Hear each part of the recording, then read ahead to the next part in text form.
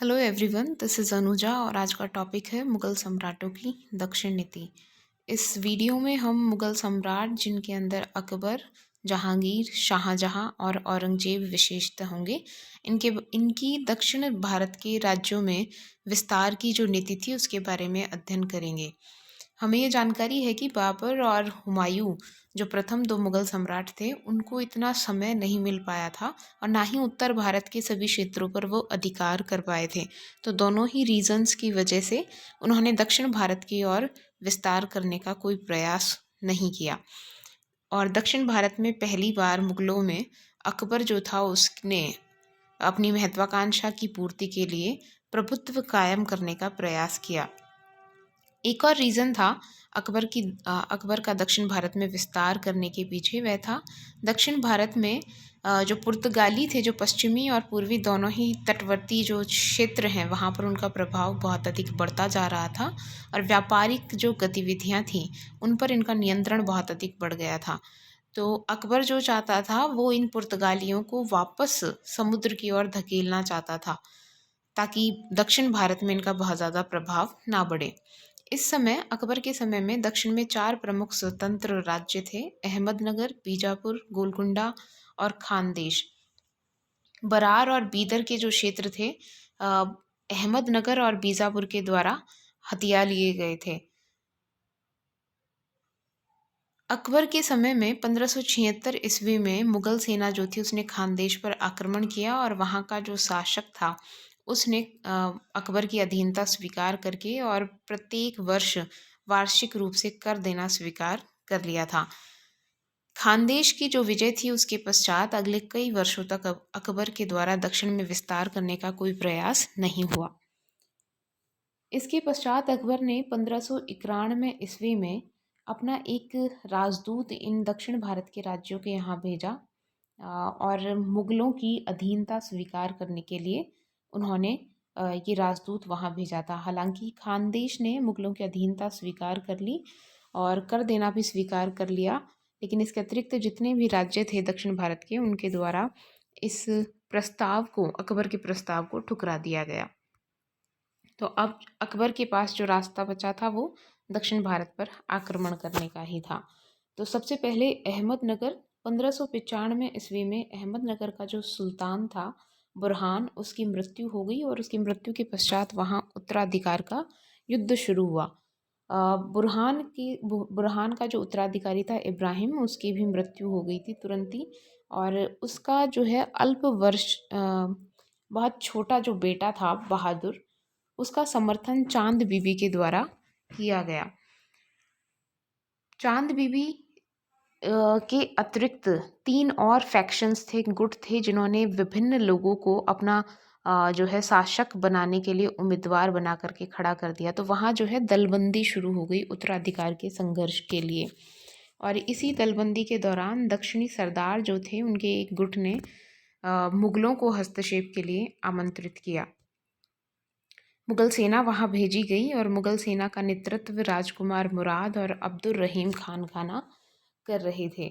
मुग़लों ने जो है अहमदनगर पर अपना घेरा डाल दिया आक्रमण करके और अगले 4 महीनों तक चांद बीबी जो थी उसने मुग़ल सेना का सामना किया। अंत में चांद बीबी को समझौता करना पड़ा मुग़लों से और इस समझौते के तहत जो बहादुर था जिसका समर्थन चांद बीबी कर रही थी, उसे अकबर की अधीनता में अहमदनगर का शासक स्वीकार कर लिया गया। साथ ही बरार का प्रदेश जो अहमदनगर के अधीन था वो मुग़लों को सौंप दिया गया। ये संधि जो थी उसका उल्लंघन हुआ और इस संधि के उल्लंघन के दौरान ही चांद बीबी की भी हत्या कर दी गई और मुग़ल जो हैं उन्होंने बहादुर जो वहाँ के दक्षिण भारत के सरदार थे उन्होंने बहादुर को शासक मानने से इनकार कर दिया। तो मुग़ल सेना के द्वारा वापस 1600 ईस्वी में अहमदनगर पर आक्रमण किया गया। दोनों पक्षों में फिर से संघर्ष हुआ और इस समय भी अहमदनगर की हार हुई और मुग़ल साम्राज्य की अधीनता उसे स्वीकार करनी पड़ी। बालाघाट का जो प्रदेश था वो मुग़ल साम्राज्य में मिला लिया गया। साथ ही एक मुग़ल सेना जो थी वो भी अहमदनगर में शांति व्यवस्था कायम रखने और मुग़लों का प्रभाव बनाए रखने के लिए वहाँ पर रखी गई। खानदेश, इसके बाद में अहमदनगर के बाद में खानदेश। खानदेश जब 1572-73 के लगभग गुजरात की अकबर के द्वारा विजय कर ली गई और मुगल साम्राज्य जो था वो गुजरात तक फैल गया, तो अब उसकी सीमाएं खानदेश और अहमदनगर से मिल गई। हमने ऑलरेडी देखा था कि 1576 में खानदेश पर आक्रमण किया गया और एक संधि की गई, तो 1577 से खानदेश ने मुगलों को वार्षिक रूप से कर देना स्वीकार कर लिया था। खानदेश के शासक अली खां की मृत्यु के बाद में मीरन बहादुर जो वहाँ का शासक बना, वो मुगलों के प्रभाव से मुक्त होना चाहता था और इसीलिए उसने वहाँ विद्रोह कर दिया। परिणाम स्वरूप अकबर ने खानदेश की राजधानी बुरहानपुर पर आक्रमण कर दिया और साथ ही वहाँ का एक मुख्य किला है असीरगढ़ का किला, उस पर भी उसको भी घेर लिया गया। असीरगढ़ का ये जो घेरा था वो लगभग 6 महीने तक चलता रहा, लेकिन मुगलों को कोई विशेष सफलता नहीं मिल पा रही थी और इसी वजह से इन्होंने वहाँ के जो राज्य के अधिकारी थे उनको मुगलों के द्वारा घूस दी गई, रिश्वत दी गई और अपनी ओर धन दे करके मिला लिया गया और इस रिश्वत के माध्यम से ही असीरगढ़ के किले पर अधिकार करने में मुगल जो है वो सफल हो पाए।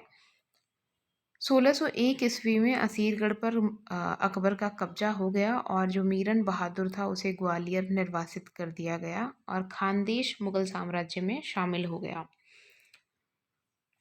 अकबर इस बात को समझता था कि अगर मराठों पर और अन्य दक्षिणी राज्यों पर अपना अधिकार बनाए रखना है और वहाँ शांति व्यवस्था बनाए रखनी है, तो बीजापुर के साथ किसी प्रकार का समझौता करना जो है वो आवश्यक है। तो अकबर जो है उसने बीजापुर के साथ संबंध स्थापित करने के लिए बीजापुर के शासक से अपने बेटे दानियाल का विवाह कर लिया, लेकिन दानियाल की बहुत जल्दी मृत्यु हो जाने की वजह से इस विवाह समझौते का कोई फ़ायदा अकबर को नहीं मिल पाया या मुगलों को नहीं मिल पाया। तो अकबर के समय में बरार का प्रदेश मुगलों के हाथ में आ गया। खानदेश ने भी उसकी अधीनता स्वीकार कर ली थी।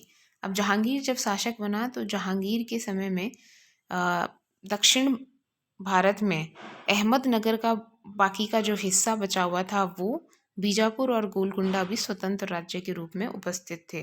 तो जहांगीर इन पर अधिकार करना चाहता था और जब अकबर की मृत्यु हो गई तो जो अव्यवस्था फैली थोड़ी, उस समय अहमदनगर में एक प्रमुख प्रधानमंत्री हुआ मलिक अंबर और उसने अहमदनगर को पुनः शक्तिशाली करने का प्रयास किया। ये काफ़ी योग्य और कुशल प्रशासक था और इसने अपनी सूझबूझ का परिचय देते हुए अपनी सेना में मराठों को शामिल किया और छापामार युद्ध पद्धति का मुगलों के विरुद्ध प्रयोग किया और अकबर के समय में जो अहमदनगर के इलाके मुगलों के हाथ में आ गए थे उनको इसने काफ़ी हद तक छीन लिया।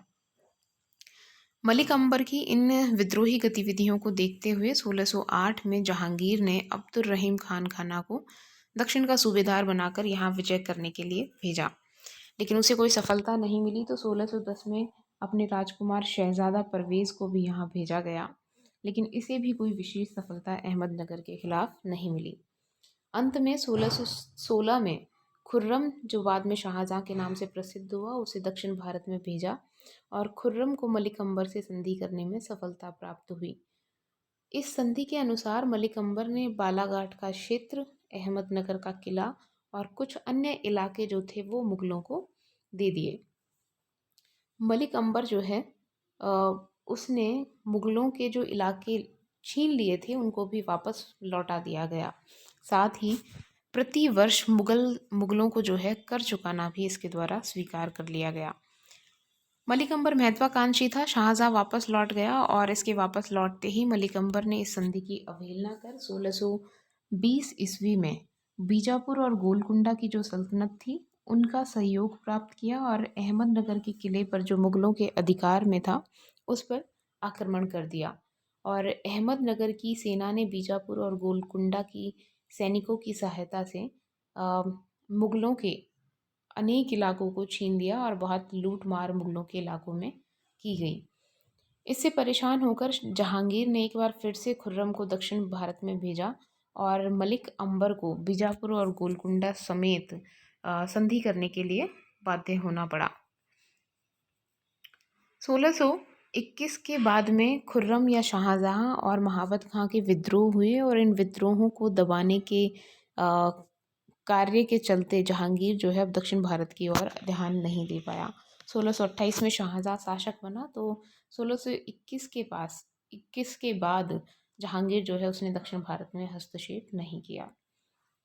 शाहजहाँ जब शासक बना तो सबसे पहले उसने अहमदनगर पर ध्यान दिया। अहमदनगर पर ऑलरेडी शाहजहाँ अपने राजकुमार होने के वक्त 2 बार आक्रमण कर चुका था और उसे वहाँ सफलता भी प्राप्त हुई थी मलिक अंबर से संधि करने में। 1626 में अहमदनगर के इस प्रधानमंत्री मलिक अंबर की मृत्यु हो गई और वहाँ का जो सुल्तान था निज़ाम शाह मुर्तज़ा द्वितीय, उसने मुगलों से बहुत से प्रदेश जो हैं अहमदनगर के वो छीन लिए। मलिक अंबर का बेटा था फतेह खां और वो भी प्रधानमंत्री था, लेकिन इसने अहमदनगर का जो सुल्तान था उसके प्रति विद्रोही रुख अपनाया और मुगलों के साथ इसने अपना गठबंधन कायम किया या साठगांठ कर ली और निज़ाम शाह को बंदी बना करके मुगलों को सौंप दिया। मुगल जो सूबेदार था दक्षिण का, उसके कहने पर फतेह खान ने सुल्तान की हत्या कर दी और उसका जो बेटा था हुसैन 10 वर्ष का था, उसको गद्दी पर बिठा दिया, अहमदनगर का निज़ाम या सुल्तान बना दिया। साथ ही अहमदनगर में मुगल सम्राट की अधीनता स्वीकार करते हुए उसका खुतबा पढ़ा गया। मराठों के जो शाहजी भोंसले थे उनमें और अहमदनगर में जब तनाव बढ़ा तो अहमदनगर ने मुगलों की सहायता प्राप्त करने की अपेक्षा बीजापुर के शाह की सहायता प्राप्त कर ली और मुगलों से संबंध विच्छेद कर लिया फतेह खान ने। तो मुगलों ने इससे नाराज़ होकर के दौलताबाद पर जो है घेरा डाल दिया और दौलताबाद के दुर्ग पर अपना अधिकार कर लिया। अब दौलताबाद के दुर्ग पर भी मुगलों का अधिकार हो गया। शाहजी भोंसले जो थे उसने निज़ाम शाही वंश जो अहमदनगर का वंश था, वहाँ उस वंश के एक लड़के को निज़ामुल मुल्क की उपाधि दे करके वहाँ का सुल्तान बना करके गद्दी पर बिठा दिया और शाहजी जो हैं मुगलों का विरोध करते रहे। इस पर शाहजहाँ स्वयं दक्षिण भारत गया और उसने शाहजी भोंसले के विरुद्ध अपनी सेना भेजी और इससे पूर्व गोलकुंडा और जो बीजापुर के सुल्तान थे उनसे ये वायदा ले लिया गया उनके साथ अलग से संधि करके कि वो इस अहमदनगर और मुगलों के बीच जो संघर्ष होगा उसमें अहमदनगर को सहायता प्रदान नहीं करेंगे। अहमदनगर जो था उसे गोलकुंडा और बीजापुर की सहायता प्राप्त नहीं हुई और शाहजी भोंसले को सहायता प्राप्त नहीं हुई और इस कारण मुगलों को जो है मुगलों के सामने अहमदनगर को हार माननी पड़ी। निज़ामुल मुल्क जो था उसे ग्वालियर के दुर्ग में बंदी बना करके रखा गया और अहमदनगर पर मुगलों का अधिकार हो गया। तो शाहजहाँ के समय में अहमदनगर जो है उसको मुगल साम्राज्य में शामिल कर लिया गया। इसके पश्चात गोलकुंडा का सुल्तान अब्दुल्ला कुतुब शाह था और ये काफ़ी नरम स्वभाव वाला था। इसकी वजह से इसके साथ संधि करना ज़्यादा आसान था और इसीलिए 1636 में आसानी से इसके साथ संधि कर ली। इस संधि के माध्यम से उसने मुगल सम्राट को हर वर्ष जो है कर चुकाने और उसके प्रति निष्ठावान रहने का वादा किया। 1652 में औरंगजेब जो है दूसरी बार दक्षिण का सूबेदार बना। इससे पहले 1640 के लगभग भी वो दक्षिण का सूबेदार रहा था। औरंगजेब जो था बहुत अधिक महत्वाकांक्षी था और दक्षिण में अपना प्रभाव बढ़ाने के लिए गोलकुंडा पर अधिकार करना चाहता था। गोलकुंडा में मीर जुमला नामक एक प्रधानमंत्री था, लेकिन बाद में आगे चल कर के मीर जुमला और उसके पुत्र मोहम्मद अमीन के संबंध गोलकुंडा के सुल्तान से खराब हो गए। ऐसी स्थिति में गोलकुंडा के सुल्तान ने मोहम्मद अमीन को अपने परिवार सहित बंदी बना लिया और मोहम्मद अमीन ने इस पर औरंगजेब से सहायता की मांग की। औरंगजेब तो सिर्फ एक अवसर की तलाश में था ही और ये अवसर मिलते ही उसने 1656 में गोलकुंडा पर आक्रमण कर दिया। इस पर गोलकुंडा का सुल्तान संधि करने के लिए बाध्य हुआ और इस संधि के अनुसार सुल्तान ने अपनी बेटी की शादी औरंगजेब के बेटे मोहम्मद के साथ करने का वादा किया और साथ ही आर्थिक हर्जाना जो है वो भी दिया, मुगलों की अधीनता को स्वीकार भी किया। तो इस प्रकार गोलकुंडा का राज्य जो था वो भी मुगलों की अधीनता में आ गया। इसके पश्चात बीजापुर का राज्य 1656 में अली आदिल शाह मोहम्मद आदिल शाह की मृत्यु के पश्चात बीजापुर का सुल्तान बना और ये 18 वर्ष का था। तो एक कम आयु का सुल्तान होने की वजह से जो दरबार था वहाँ दलबंदी प्रारंभ हो गई और इसी अव्यवस्था का फ़ायदा उठाते हुए औरंगज़ेब ने मीर जुमला की सहायता से बीजापुर पर आक्रमण कर दिया। बीजापुर के अधीन जो बीदर था उस पर मुगलों का अधिकार हो गया। हालांकि औरंगजेब जो था संपूर्ण बीजापुर पर अपना अधिकार करना चाहता था, लेकिन इसी समय उसे शाहजहां का फरमान मिला जिसके अनुसार औरंगजेब को युद्ध बंद करने का आदेश दिया गया। फलतः औरंगजेब को युद्ध बंद करना पड़ा और बीजापुर के साथ मुगलों ने संधि कर ली। इस संधि के अनुसार बीजापुर के सुल्तान ने 1.5 करोड़ रुपए हर्जाना दिया और साथ ही में बीदर, कल्याणी, परिंडा, कोंकण के दुर्ग जो हैं और वेंसी का दुर्ग मुगलों को प्रदान किए। इसके पश्चात औरंगजेब शासक बना, मुगल सम्राट बना। औरंगजेब के समय में दक्षिण भारत के 2 राज्य जो हैं अभी स्वतंत्र थे, बीजापुर और गोलकुंडा। औरंगजेब इन दोनों को शाहजहां के समय में ही अपने अधिकार में ले आता अगर शाहजहां के द्वारा उसे बार बार फरमान नहीं या आदेश नहीं दिए जाते समय समय पर युद्ध बंद करने और इन राज्यों के साथ संधि करने के। जब औरंगजेब शासक बना तो 1657 में शाहजहां के आदेश के कारण उसे बीजापुर से संधि करनी पड़ी थी, लेकिन जब वो शासक बना तो उसने आमेर का जो राजा था, मिर्जा राजा जयसिंह, उसको 1665 में बीजापुर के विरुद्ध भेजा। साथ ही मराठों के जो राजा थे उस समय, शिवाजी, उनको भी अपने अधिकार में करने का आदेश उनको दिया गया था। तो जयसिंह जो था उसने पहले शिवाजी के साथ संधि कर ली और शिवाजी की सहायता से बीजापुर पर आक्रमण किया।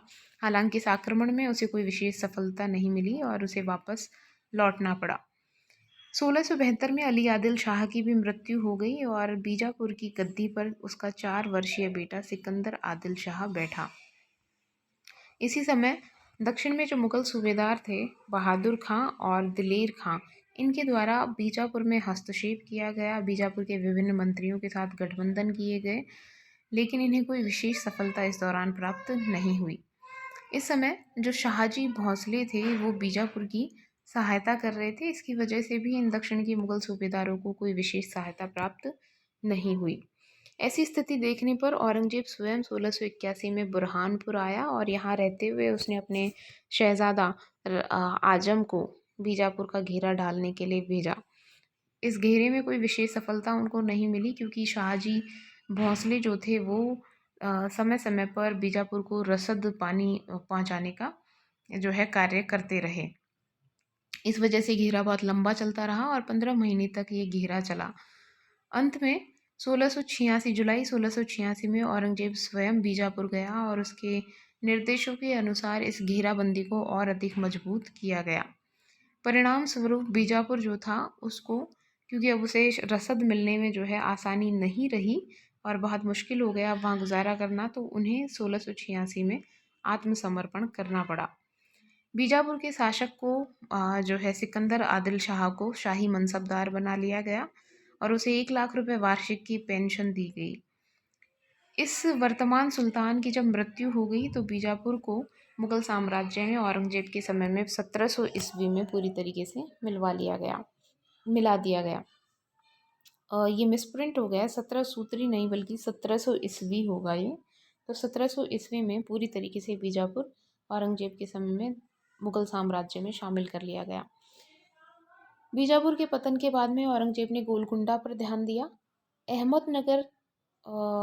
गोलकुंडा का जो शासक था अब्दुल्ला कुतुब शाह और फिर उसका उत्तराधिकारी अबुल हसन दोनों ही अकर्मण्य और विलासी शासक थे और इसी वजह से उनके समय में शासन का जो प्रबंध था गोलकुंडा में वो मदना और अकना नामक 2 ब्राह्मण मंत्रियों के हाथों में रहा।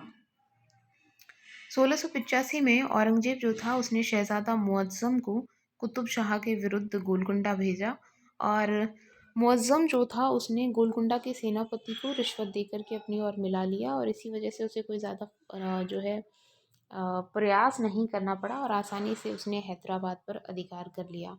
हैदराबाद पर अधिकार करने के बाद में गोलकुंडा का शासक हैदराबाद को छोड़ करके गोलकुंडा के दुर्ग में आकर के शरण ली उसने।